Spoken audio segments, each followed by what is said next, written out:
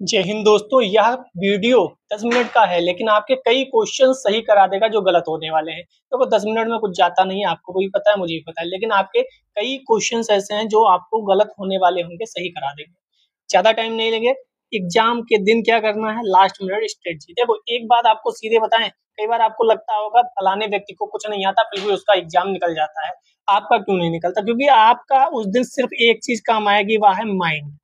Mind mind mind. आपने कितना पढ़ा कोई मतलब नहीं।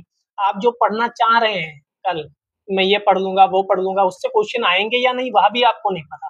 तो आपके पास क्या होगा उस समय एग्जाम हॉल में? तो वह होगा आपका माइंड। आपको बस इतना ध्यान रखना है, 11 अक्टूबर 12 अक्टूबर को एक चीज पे फोकस करना है, वह है माइंड। आपको नींद प्रॉपर लेनी है क्योंकि माइंड सही हो। आपको खाना बराबर बढ़िया से खाना है क्योंकि वह माइंड आपका सही हो। आपको ऐसे किसी व्यक्ति से बात नहीं करनी है जो आपको डिमोटिवेट इस समय करे। आपने अगर एक सब्जेक्ट भी छोड़ दिया है ना, तब भी आपको ये नहीं देखना है कि सब्जेक्ट छूट गया, क्योंकि आपने सब्जेक्ट आज नहीं तो 1 महीना पहले पढ़ा होगा। पढ़ा है कि नहीं पढ़ा है? पढ़ा है ना, तभी तो पढ़ा है, कुछ तो पढ़ा है। तो इस समय वह दिमाग आपको नहीं लगाना है कि मैं ये छोड़ गया हूँ, मुझसे ये नहीं हुआ, वह नहीं हुआ, मैं खाना नहीं खा पाया। कुछ लोग होंगे जो रात भर ट्रेवल करेंगे। मैं भी रात भर ट्रेवल करता था भाई, ऐसा नहीं है। मैं भी रात भर ट्रेवल करता था। उसके बाद सुबह जाकर के 4 बजे पहुंचता था बस से। आप जानते हैं वही बस से जा रहे होंगे किसी ना किसी की, सब पूरे शहर वाले लोग। तो सुबह उठकर वहां पहुंचता था। 8 बजे हमें रिपोर्टिंग करनी होती है। तो आप बताओ कब मैं सो पाता हूँ? मैं नहीं सो पाता था। तो मुझे कोई दिक्कत नहीं होती थी। प्रीलिम्स में मुझे 1 सेकंड के लिए यह नहीं लगता था कि सर नींद आ रही है, या जो भी ये लोग कहते हैं ना सर वहां नींद आने लगती है। भाई कुछ नहीं आता। जब पेपर सामने आता है ना, तो सारी नींद, खाना पीना, भूखे होकर मैंने पेपर दिया है। क्योंकि एक बार ऐसे सेंटर पे मैं फंस गया जहाँ पे मुझे लगा था कुछ होगा। वहां कुछ नहीं मिल रहा था, पानी भी बस कॉलेज से मिला, कुछ नहीं मिल रहा था, बिस्कुट नमकीन, खाली पेट मैंने पेपर दिया था। जब पेपर सामने आया तो बिल्कुल नहीं लगा मुझे कि मैंने खाया नहीं है, मैं रात भर जगा हुआ हूँ। कोई फर्क ही नहीं पड़ा, कब 2 घंटे बीत जाते हैं पता ही नहीं चलता। समझ में आया? तो आप कोई ये टेंशन मत लीजिएगा कि रात भर अगर मैं जगूंगा तो कैसे पेपर दूंगा। कई लोग कह रहे होंगे बेटा रात भर जगोगे तो कैसे पेपर दोगे। आधे लोग रात भर जग कर ही पेपर देंगे, परेशान मत होइएगा, ठीक है। तो सबसे ज्यादा क्या करना है, माइंड पे फोकस करना है। अब क्या है, आप बस में जाओगे, हो सकता है बस में आपको सीट अच्छी ना मिले, हो सकता है बस में आपके पास जो बैठा हो वो ढंग का व्यक्ति ना हो सकता है आपके जो साथ वाले हैं वह गाना बजाते हुए जाएं। आपको कोई टेंशन नहीं लेनी है। कुछ पढ़ के वहां पे कोई फायदा नहीं होने वाला है। आप आराम से जाना, बस अपने माइंड को डिस्टर्ब मत होने देना, माइंड को खराब मत होने देना, क्योंकि हम जो भी होगा हम माइंड के बलबूते ही होगा। तो अपने माइंड को फ्रेश रखना है, ठीक है। अब क्या है, अब सर मैं वहां पहुंच गया मॉर्निंग टाइम। मान लो आप वहां पहुंच गए, कैसे भी पहुंचे हो, रात भर वहां रुककर सोकर आराम से पहुंचे हो या बस से पहुंचे हो, कोई दिक्कत नहीं। मॉर्निंग टाइम में आपको क्या करना है, तो सबसे पहले कुछ तो ऐसा खा के जाना है, घर से ही रख के ले जाना है। बिस्कुट नमकीन, या आप चाय बढ़िया अदरक वाली, कॉफी, या कुछ भी ऐसा खा पी के जाना है, बढ़िया मुंह धुल के बढ़िया से, कि फ्रेश रहे माइंड। फिर घूम फिर के कहानी माइंड पे ही जाएगी। फ्रेश रहे माइंड। मॉर्निंग में कोई टेंशन नहीं लेने। ऑटो वाला हो सकता है 40 रुपए मांगे, आपको लगे 30 रुपए लगते हैं, तो आप ये ध्यान रखो आप लाखों की नौकरी करने जा रहे हो, 10 रुपए में कुछ नहीं बिगड़ने वाला। उससे को भैया 10 रुपए नहीं 15 लो, लेकिन मुझे गेट पर छोड़ दो चल के। सुबह अगर थोड़ा सा आप टहल लोगे तो दिक्कत नहीं होगी। जैसे मुझे कई बार ऐसा 2-3 किलोमीटर का एरिया अगर मोबाइल में दिखाता था कि 2-3 किलोमीटर है, मैं ऑटो पकड़ता ही नहीं था, मैं अपना पैदल निकल जाता था। 2-3 घंटे, सॉरी 2-3 किलोमीटर आप पैदल चलोगे तो आपका मूड फ्रेश हो जाएगा, ठीक है। तो परेशान मत होइएगा चीजों को लेकर कि 10 रुपए ज्यादा मांग रहा है, 5 रुपए ज्यादा मांग रहा है। दूसरा, अब मॉर्निंग में कॉलेज के बाहर पहले पहुंच जाना, उसको चेक कर लेना अपने एडमिट कार्ड से कि वही कॉलेज है कि नहीं, वही एरिया।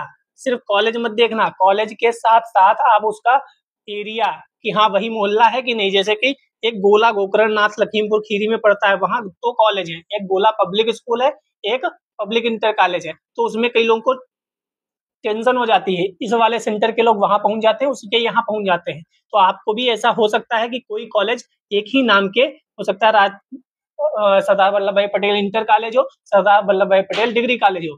अब आपको कंफ्यूजन है तो आप जाकर उसका एरिया भी चेक कर लेना कि यही मोहल्ला है कि नहीं। गूगल मैप पर भी आप अपनी लोकेशन चेक कर लेना कि हाँ, जब ये हो जाए तब आप जब शिफ्ट होगी तब वह बाहर चस्पा करेंगे कि किस रूम में आपका रोल नंबर है, उसको बढ़िया से देख लेना किसमें रोल नंबर है। पानी आप खुद लेकर जाओगे तो बेहतर रहेगा, पानी नहीं लेकर जा सकते तो बोतल खरीद लो, और बिस्कुट नमकीन पानी ये सब बाहर से ही लेकर जाना। कोई बस अड्डा वस अड्डा जहाँ भी बस आपकी रुके, जहाँ भी स्टेशन वगैरह हो, क्योंकि जरूरी नहीं आपका जहाँ पेपर हो वहाँ ये सब चीजें प्रोवाइड हों।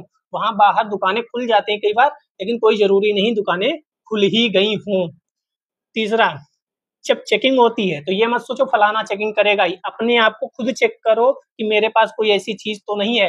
कॉइन आप बैग में ही छोड़ देना, कॉइन भी कई बार ले जाकर नहीं ले जाने देते, कई बार बेल्ट नहीं ले जाने देते, कई बार बेल्ट नहीं ले जाने देते, तो आप पहले ही कॉइन और बेल्ट अगर कहें छोड़ के आओ तो पहले ही पूछ लेना। बाहर जो लोग खड़े होते हैं कि सर क्या मैं बेल्ट ले जा सकता हूँ, तो टेंशन मत लेना, पहले ही निकाल देना।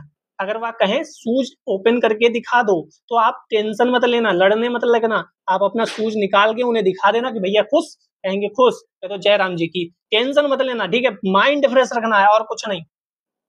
वाटर बोतल आपको ले ही जानी है। तीसरा सबसे इम्पोर्टेंट चीज, जैसे ही आपको उम्र मिलेगी तो ये ध्यान रखना जीवन का सारा दुख यहाँ पर ही शुरू और खत्म होता है। आप कितने भी बड़े पढ़ाकू हो, कितनी भी चीजें पता हो, लेकिन यहाँ पर आपने अपना रोल नंबर गलत भर दिया तो हो गई नैया पार।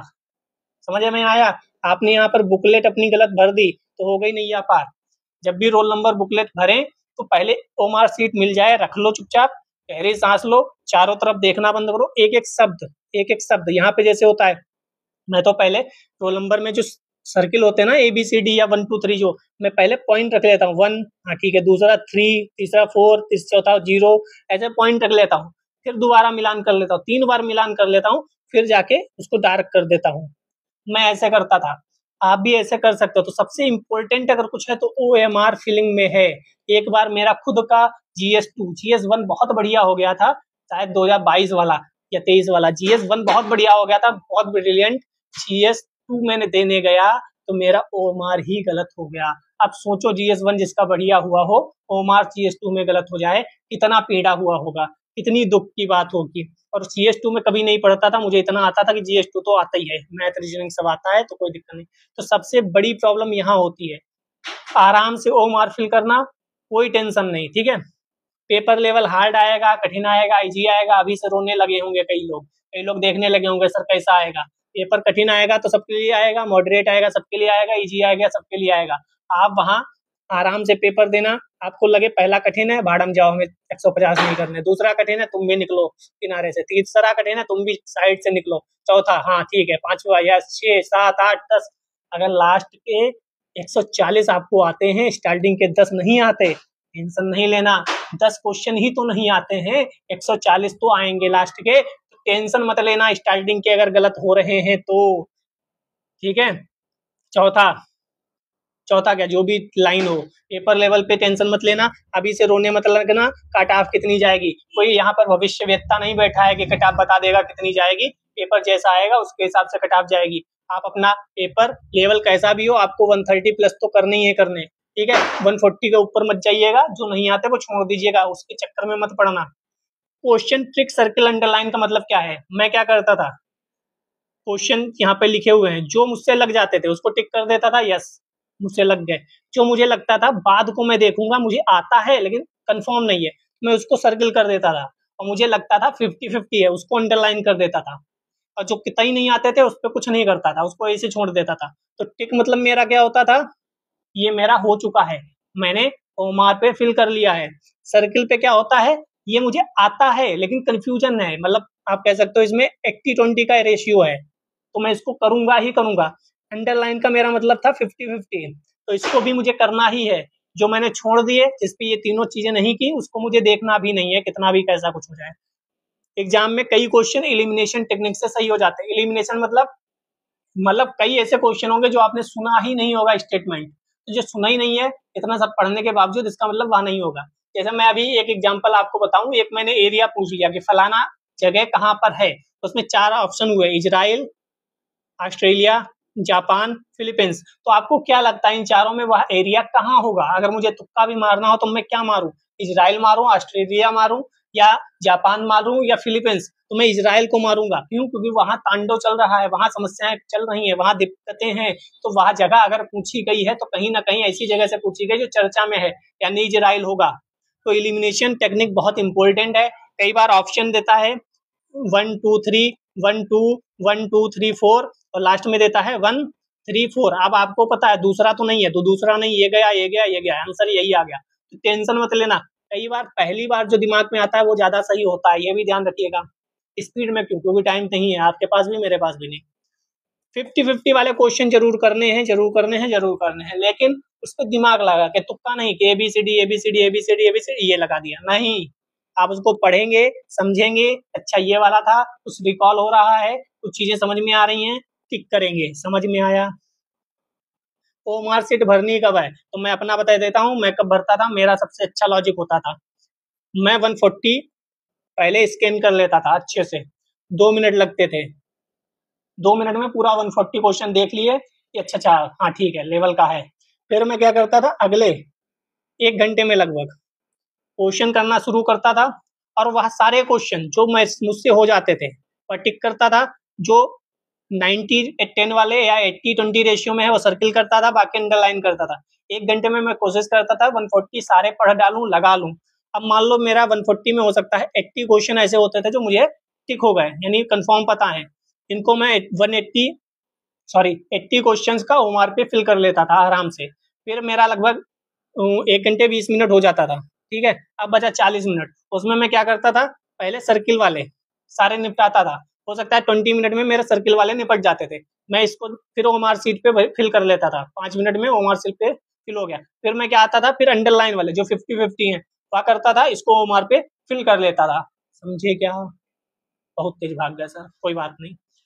पहले मैं टिक करता था, जो वह करता था उसकी ओमार सीट पे फिल कर लेता था, 70-80 क्वेश्चन, 90 क्वेश्चन, 100 क्वेश्चन जो भी होते थे। फिर सर्किल वाले में स्कैन करता था, फिर वह ओमार पे फिल कर लेता था। फिर मैं अंडरलाइन वाले करता था, ओमार पे फिल कर लेता था। तो मैं 3 बार ओमार सीट को फिल करता था, मेरा ये लॉजिक था। कुछ लोग 50-50 करते हैं, कुछ लोग 60-60 करते हैं, कुछ लोग 100 करते हैं, सबका अलग अलग लॉजिक है। मैं एक बार में 140 स्कैन किया, जो आते हैं वह ओमार पे किया, फिर दूसरा वाला राउंड किया, फिर ओमार सीट पे किया, फिर तीसरा राउंड किया, फिर ओमार सीट पे किया, बस।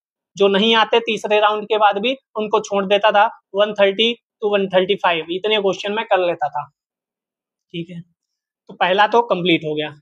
अब क्या करें? अब दूसरा, between the both exams break होता है, उसमें क्या करना है?